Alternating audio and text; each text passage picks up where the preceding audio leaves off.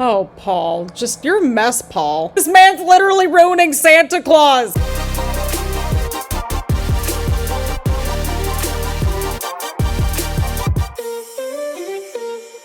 Alright, you delightful human beings, and welcome back to the channel, or welcome if you're new here. I'm Christina, aka That Writer, and today we're gathered here to watch Monday Night Raw. We're here to watch our stories, and we're finally also here for a little bit of a Ticketmaster tangent, because last week, tickets went on sale for a bunch of just WWE live events throughout the fall. Mine happens to be in October here in Cincinnati. It also happens to be one of the Big 12 affiliated shows, primarily in October, but they have like a show in Ireland that it's like partnered with and stuff because there's a Big 12 conference game over in Ireland, I believe. But I wanted to show you firsthand just how insane ticket prices are right now. This is for Heritage Bank Center in Cincinnati, Ohio, by the way. Like, it's in Ohio, right? Like, it's in the Midwest, almost to the South. The geography's weird here in Cincinnati. Like, we're not fully Midwest, we're not fully South, we're just our own entity at this point. Now, I wanted to go on this little bit of a tangent here because I'm like, something's really off about these prices, because if you remember,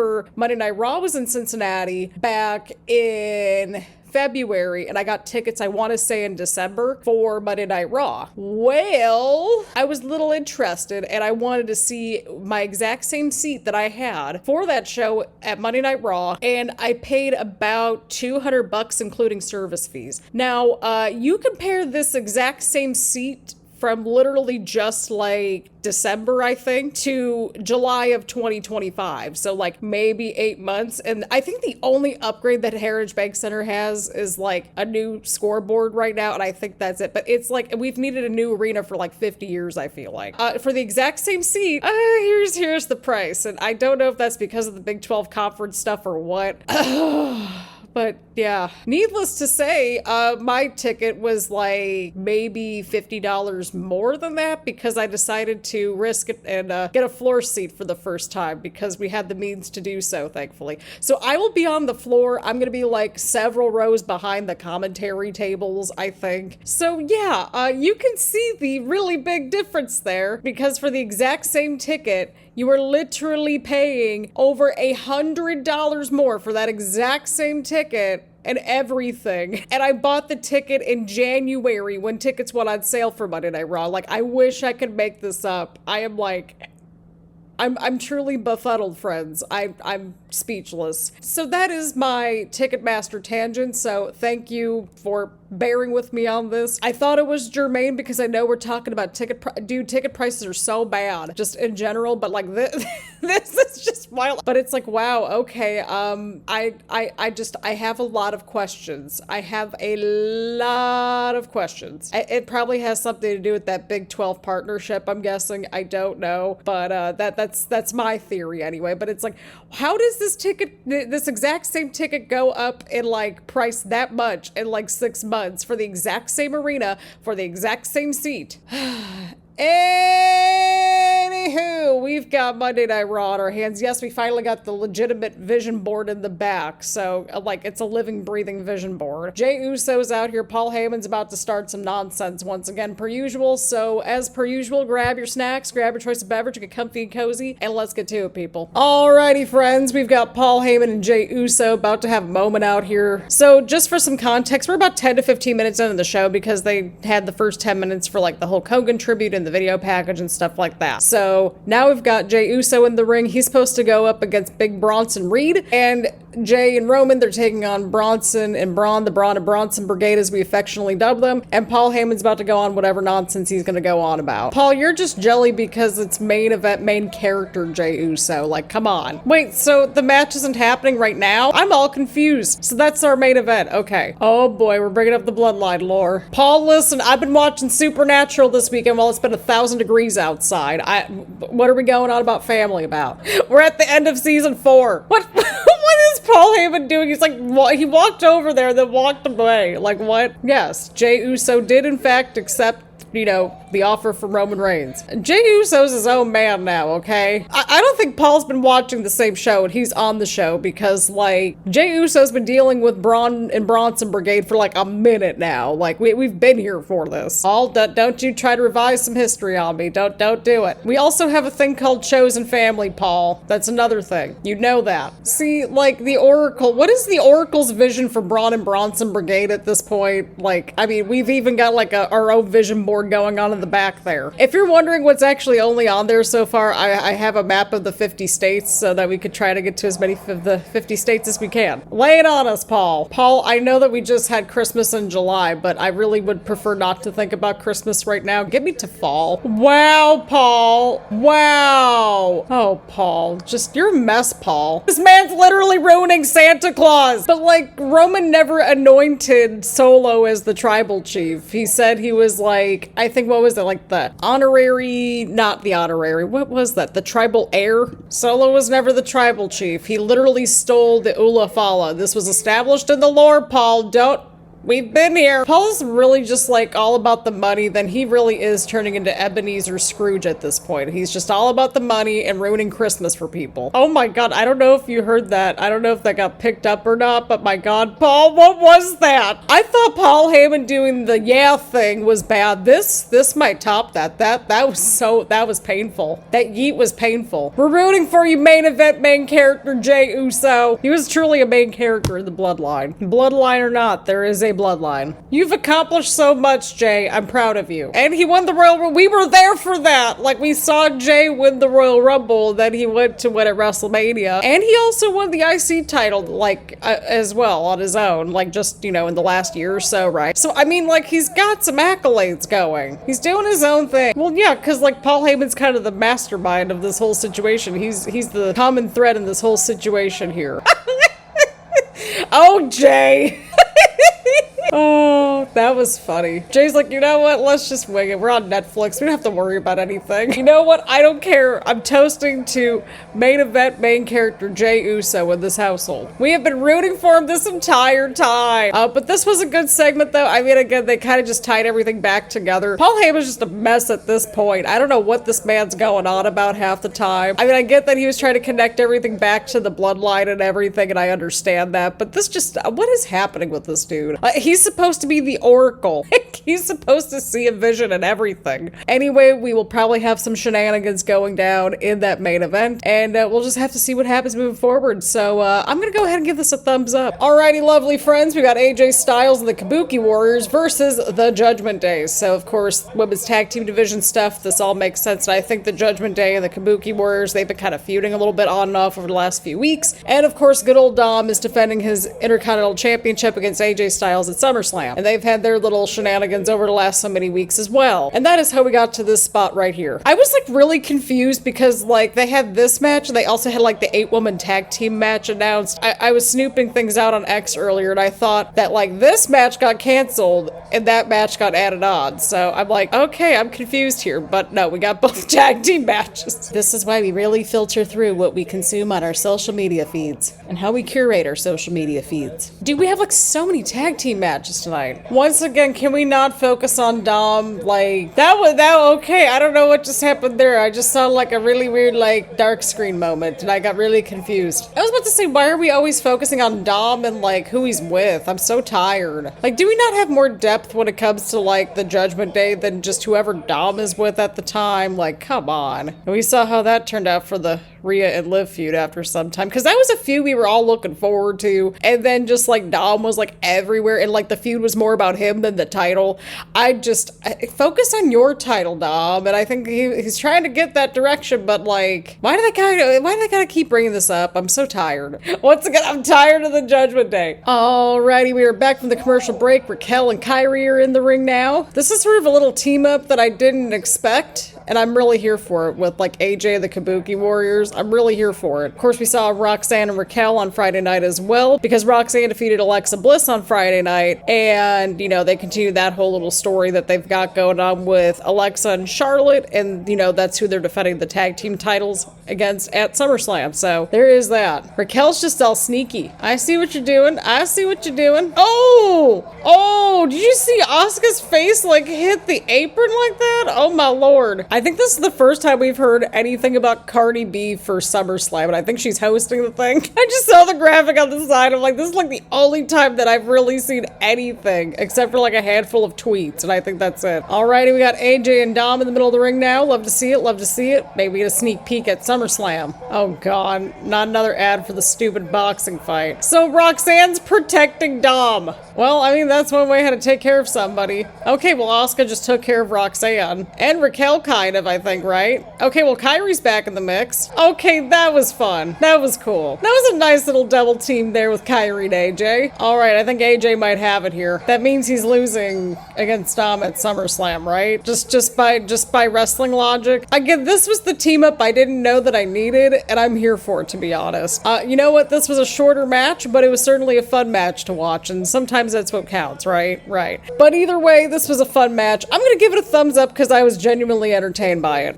Wait, somebody has an Arthur sign like right behind the commentary table, and I love that. Shout out to that person with the Arthur sign. Alrighty, friends, we've got Sheamus versus Grayson Waller. I did not expect this one, and I'm here for it. The sky is really weird. It's like all yellowy outside. Sorry, I got so distracted because I saw the sky kind of like through my blinds a little bit, and I was like, what in the world? Anyway, so we got to this point because Sheamus was getting interviewed. Grayson Waller was lurking in the background. Sheamus called out Grayson Waller on, well, no more A-Town Down Under. So that's a thing, and that's how we got to this situation here. And by the way, they broke up A-Town Down Under. We were like wanting them to break up like at least a year or more ago over on the Smackdown reactions, by the way, and they just broke them up off screen, and I'm like, okay. You mean to tell me we couldn't have done like even just a little backstage thing? I don't know. I'm tossing ideas out there. But Sheamus and Rusev have had some good matches, to say the least, including the one that was on last week's episode. Well, yeah, that looks painful. Like, my face hurts watching that. Oh no, Grayson, don't slap Sheamus. He slapped Sheamus. Grayson Waller understands his assignment. He's just like such a punchable dude. And he's good too. I'm entertained, Sheamus, okay? Like, you don't have to yell at me. I'm here on my couch confused at the sky outside. The weather's been so confusing. We got a Let's Go Sheamus chant, but Grayson Waller has Sheamus, I think. Oh, right on the apron. Oh no. My shoulder hurts watching that. Oh no. Grayson's in like the worst spot right now. Well, Grayson's about to turn into pure hamburger meat soon. Well, friends, I think Grayson might be cooked soon. Oh, nope, just kidding. Rusev. Oh, what a sneaky roll up right there. Oh, well, now Grayson's cooked. It's all right, Grayson, you did your best. And Sheamus picked up the win. Oh, Rusev's going after Sheamus now. Shout out to this referee. He just keeps getting it right in there, just like taking away weapons. He's just fed up with everybody. Like, he's actually trying to break things up. Yeah, good luck trying to get Rusev off of Sheamus. Rusev is just steaming at this point. He's ticked off. Well, I mean, that just happened, but overall, the Sheamus and Grayson Waller match was actually not too bad. I mean, it did what it needed to accomplish. Grayson got some cool moves in, and we continued things with Rusev and Sheamus. So, you know what? For what this was, I'll go ahead and give this a thumbs up. Alrighty, friends, we got Lyra Valkyria out here with the big shoes and the Becky stompers. Her words. I'm so excited for this match. This whole feud with Becky and Lyra and Bayley, it's been a highlight for me this year. I know I say it every week, but it's been so good. I do really like those shoes, though. It's tied one apiece. It can go either direction. I mean, it'll be fitting if you beat her and it's no rules, because that was the only way that she was able to beat you, technically, right? Yep, see, there we go. We're on the same page. We're on the same page. Well, that's the thing, though. Like, Lyra's been adapting along the way. Like, sure, she's had some slip-ups along the way and made some mistakes, but haven't, well, pretty much everybody on all these shows at some point. Oh, here we go. Becky's on her way out here now. Okay, well, the Trons kind of just did something there. Oh, yep, there we go. Lyra caught Becky. Oh, Becky caught the kendo stick. I like Becky's shoes too. Yeah, I mean, this has the potential to possibly steal the show on Sunday. We'll see. But either way, I'm still very much invested in this whole situation here. This was short, sweet, and to the point. Did what it needed to accomplish, I think. And yeah, we'll have to see what happens moving forward. And we'll have to see who walks out with the title at SummerSlam. Alrighty, friends, we've got the 8-woman tag team match. Rhea and Naomi are kicking things off here. Of course, Naomi is teaming up with the Secret Hervice, and we've got Nikki Bella, Stephanie Vaquer, Rhea Ripley, and Io Sky teaming up with each other, of course. Of course, we got the triple threat match with Naomi versus Io versus Rhea at SummerSlam for the Women's World title. And we've had this whole situation for the last couple weeks or so, right? With the Secret Hervice involved in this whole situation too. Alba Fire's like, all right, Chelsea, you can do this. All right, we got Nikki Bella in here now. Oh, into the roll-up, into the roll-up. Oh, 2 count right there. Chelsea had the right idea, getting some space from everyone. All right, Chelsea got the tag into Alba Fire now. Okay, well, Piper got the tag in now. Look at that. Look at the Secret Hervice. Listen, I'm always entertained by Chelsea and the Secret Hervice, okay? No shame. Alrighty, friends, we are back from the break, and Naomi and Nikki Bella are in the ring.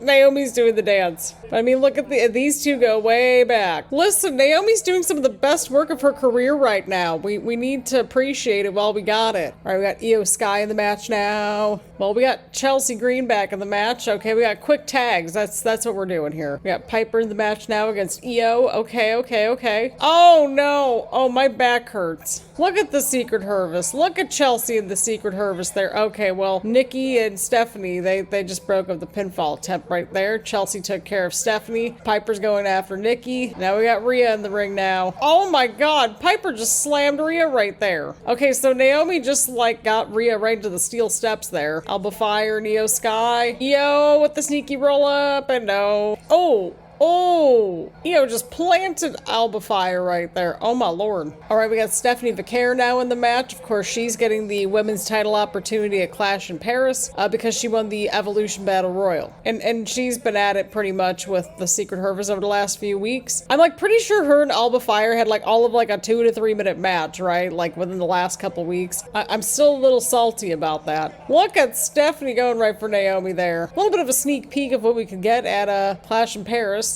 Yeah, Stephanie Vaquer is just clearing house right here. Oh, Naomi got up in time. Chelsea's like, oh god, I know what's about to go down here. Corey Graves is like, leave it alone, Michael.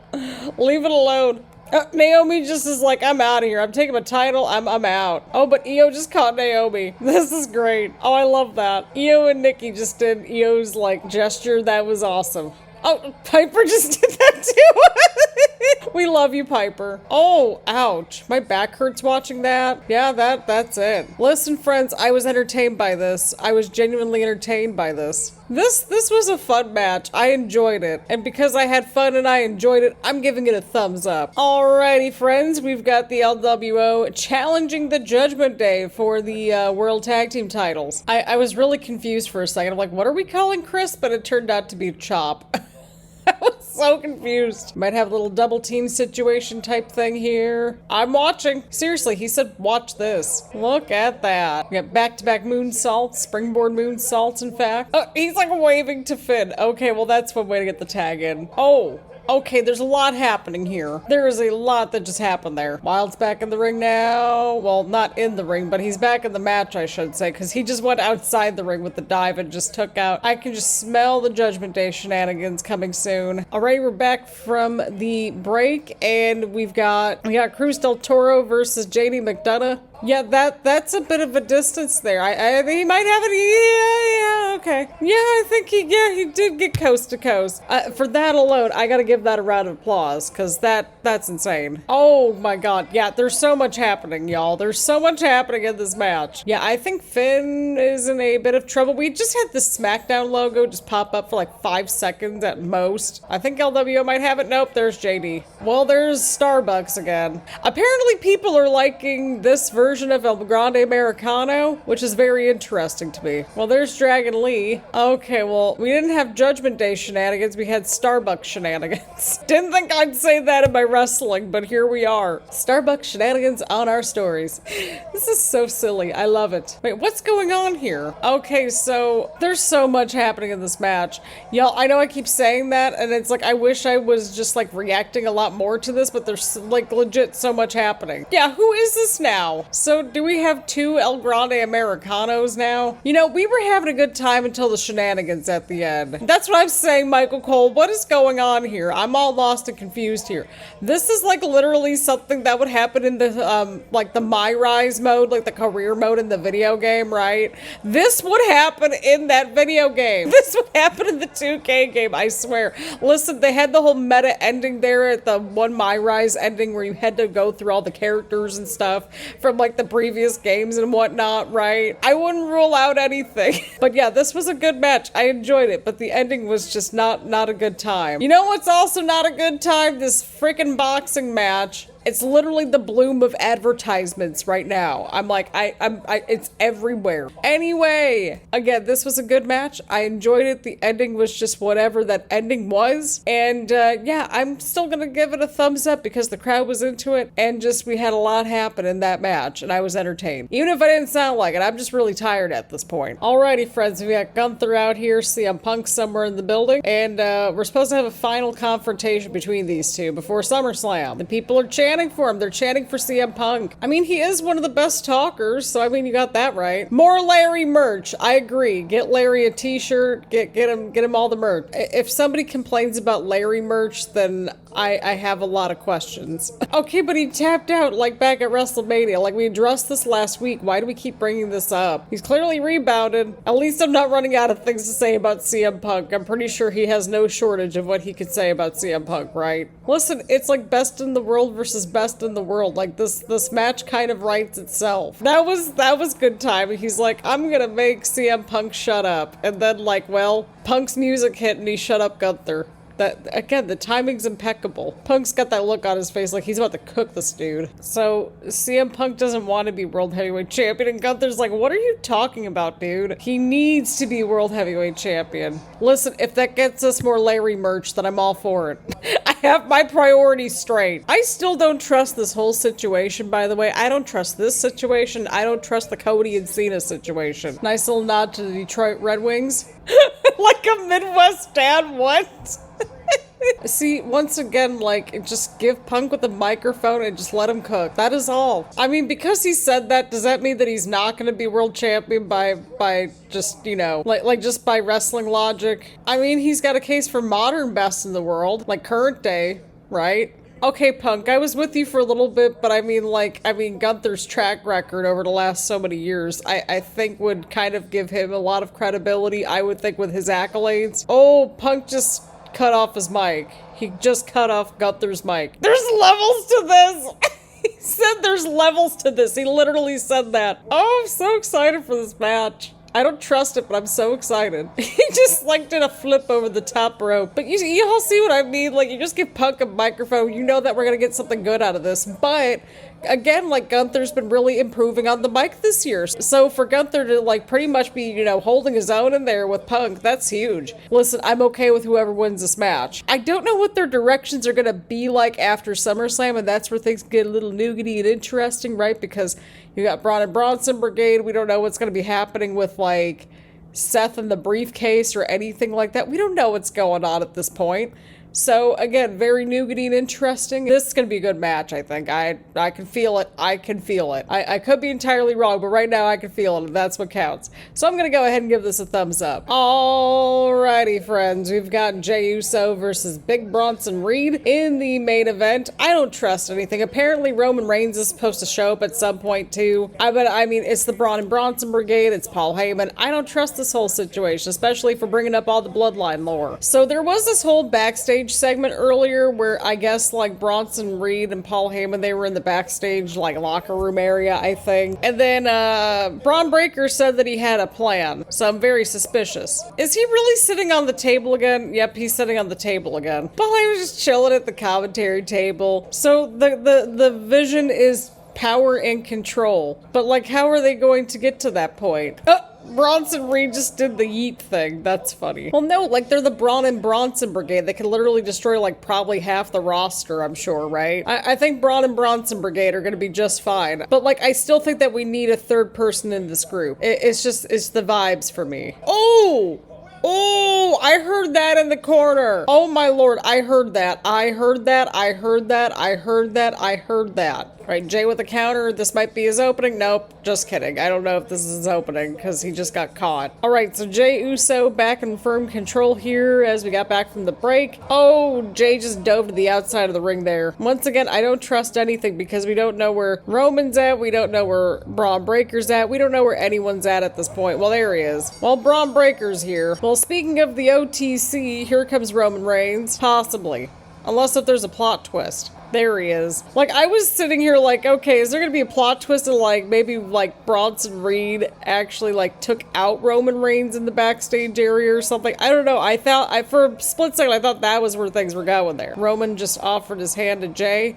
Jey's back on his feet. There goes Jey with the super kick to Braun. Superman punch to Bronson Reed. This is another match that I just genuinely feel that could go 1,000 different directions possibly. Oh no. There go Braun and Bronson Brigade there. Well, they pretty much broke Roman Reigns for the time being. Now they're going after Jey in the middle of the ring. This can't be good. So like, why is Paul Heyman carrying the briefcase if like, as far as I'm aware, Braun and Bronson Brigade, they can't cash in the Money in the Bank briefcase, right? Oh no. Bronson's going for the tsunami. Yep, there it goes. Oh, but Roman's getting back up, I think. Yep, there he goes. I would thoroughly believe these two actually, you know, taking down Roman. I mean, Bron Breakker actually took down Roman. He dove from the apron onto the commentary table and took Roman with him pretty much. I'm telling y'all, ever since that gauntlet match especially, like, Bron Breakker's been looking fantastic. He's been looking more and more like a main eventer with each week on this show. Like, you could point it back to when he joined Seth, but I really think, like, we're really starting to see him just kind of just do his own thing now. Oh god, they just got Roman back inside the ring for another tsunami? Oh dear lord. I mean, like I said, I can legitimately believe these two alone just destroying everybody, like, on both shows at this point. Until they have to deal with the Splinter Bloodline group. Does the cameraman work for you? I mean, as long as it's not Stu, it might be fair game. I don't know. They just cleared house there. I was like, where's the camera dude going? I'm like so confused. Okay, but like, have we not done enough damage yet? Oh my god, he just speared both Jey and Roman through the barricade. That gets a round of applause because that was nuts. At the rate things are going, Bronson Reed, I would not rule it out, to be honest. Why are we taking people's shoes? I'm really confused. Is there some symbolism behind the sneakers that I'm just not picking up on? Because I mean, like, without any context, you're probably like, what is happening here? Why is he holding up a pair of shoes? Like, just what? But I mean, outside of that, I mean, I think those are like the custom Roman Reigns shoes, right? I don't know. Again, I don't know much about sneakers. Nonetheless, the point was made, and well, this was certainly a breakout type moment with Braun and Bronson Brigade. Again, these two could just destroy like pretty much both shows at this point, and like I would actually believe that would happen, to be honest. But yeah, overall, I mean, the match itself, it was serviceable, but it was more about the aftermath in this whole situation. So just for all the aftermath alone, the aftermath gets a big ol' thumbs up for me.